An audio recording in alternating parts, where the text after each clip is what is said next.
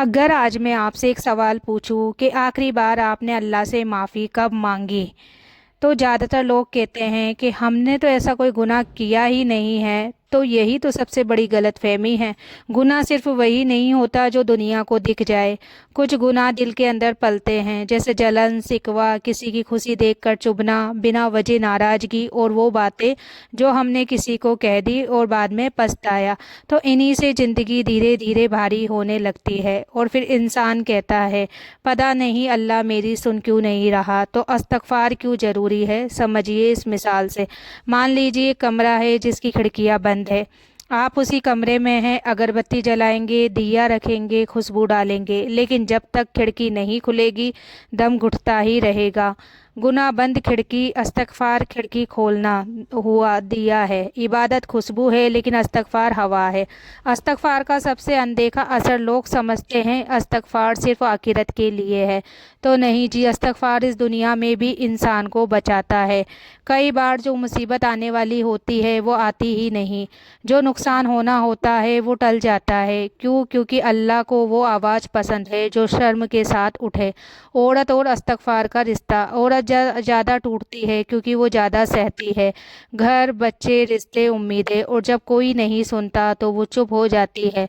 लेकिन अगर वही औरत रात के सन्नाटे में सिर्फ एक बात कह दे कि ए अल्लाह, मुझसे जो भी गलतियां हुई होगी, तो यकीन मानिए अल्लाह उसकी खामोशी को दुआ बना देता है।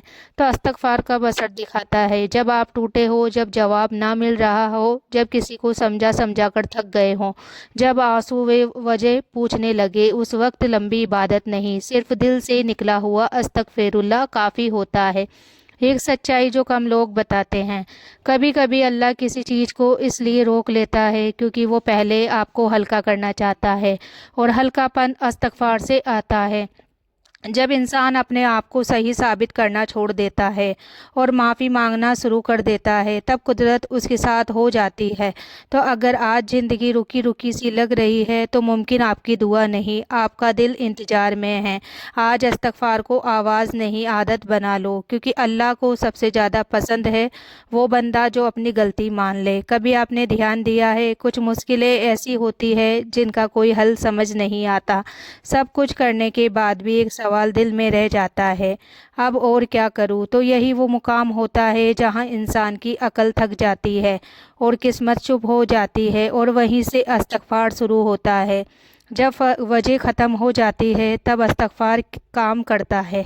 दुनिया कारण देखती है, अल्लाह नीयत देखता है। आप नहीं जानते कौन सी गलती कब किस अंदाज में आपकी राह में रुकावट बनी हुई है, लेकिन अल्लाह जानता है। और जब बंदा बिना शर्त माफ़ी मांगता है तो अल्लाह वजह ढूंढना छोड़ देता है, वो बस राह बना देता है। इस्तगफार और रुकी हुई किस्मत। कई लोग कहते हैं मेरी किस्मत ही ख़राब है, तो सच ये है किस्मत कभी बिना वजह नहीं रुकती। या तो किसी का हक दबा होता है, या किसी का दिल दुखा होता है, या फिर हम खुद अपने अंदर बहुत कुछ जमा कर लेते हैं। तो इस्तगफार उन सब गांठों को खोलता है जिनके बारे में हमें खुद पता नहीं होता। एक सच्चा राज, इस्तगफार अल्लाह को मनाने का तरीका नहीं है, ये खुद को झुकाने का नाम है। और जब इंसान झुकता है तो अल्लाह उसके हालात झुका देता है। खामोश इस्तगफार की ताकत, हर माफ़ी आवाज़ से नहीं होती, कभी बस सांस लेते हुए दिल ही दिल में कह देना कि अल्लाह, मुझसे जो भी हुआ तू जानता है। ये खामोश इस्तगफार अक्सर सबसे तेज असर करता है, क्योंकि इसमें दिखावा नहीं होता। औरत की टूटन और अल्लाह की रहमत। जब एक औरत हर तरफ से थक जाती है और फिर किसी से कुछ नहीं कहती, तो उसकी खामोशी अल्लाह तक पहुंचती है। और अगर उसी खामोशी से इस्तगफार मिल जाए तो अल्लाह उसकी ज़िंदगी के शोर को खुद संभाल लेता है।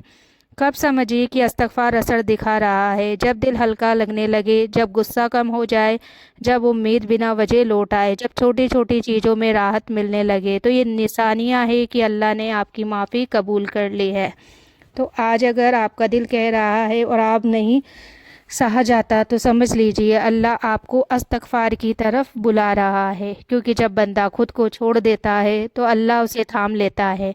कभी ऐसा हुआ है कि आप किसी मोड़ पर खड़े हो और समझ ही ना आए कि किस तरफ जाना सही है? तो एक रास्ता दिल कहता है, दूसरा रास्ता दिमाग, और इंसान उसी उलझन में गलत फैसला कर बैठता है। फिर सालों बाद कहता है, काश उस वक्त ये ना किया होता।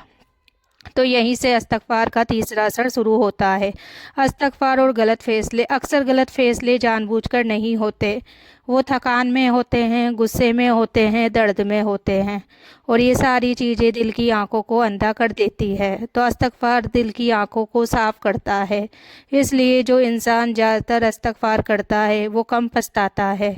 लेकिन जब अल्लाह आपको रोक देता है तो कभी कभी आप किसी काम के बहुत करीब होते हैं और ऐन वक्त पर सब रुक जाता है। आप कहते हैं सब कुछ तय था, फिर ऐसा क्यों हुआ? तो याद रखिए, ये हर बार नाकामी नहीं होती, कभी अल्लाह का बचाना होता है, और ये बचाव अक्सर इस्तग़फ़ार की वजह से आता है। इस्तग़फ़ार और अचानक बदलता मन, कई लोग कहते हैं पता नहीं दिल नहीं माना, तो असल में वो दिल नहीं, अल्लाह का इशारा होता है। जब बंदा दिल से माफ़ी मांगता है तो अल्लाह उसके अंदर एक हल्की सी बेचैनी डाल देता है, गलत चीज़ों से और सही चीज़ों के लिए सुकून। तो एक औरत के फ़ैसले और इस्तग़फ़ार, औरत ज़्यादातर दूसरों के लिए फ़ैसले लेती है, बच्चों के लिए, घर के लिए, रिश्तों के लिए। जब वही औरत इस्तग़फ़ार को पकड़ लेती है तो अल्लाह उसके फ़ैसलों में अपनी रहमत मिला देता है, और फिर वो जहाँ भी हो हाँ कहती है वहाँ बरकत आती है, और जहाँ ना कहती है वहाँ आफत टल जाती है। इस्तग़फ़ार कब ज़िंदगी मोड़ देता है? जब आप बिना वजह किसी चीज़ से पीछे हट जाए, जब अचानक किसी इंसान से दिल उचट जाए, जब किसी फ़ैसले में अजीब सा सुकून महसूस हो। तो ये सब इत्तेफाक नहीं होता, ये निशानियाँ होती है कि अल्लाह आपके हाथ से नहीं, आपके लिए फ़ैसले कर रहा है।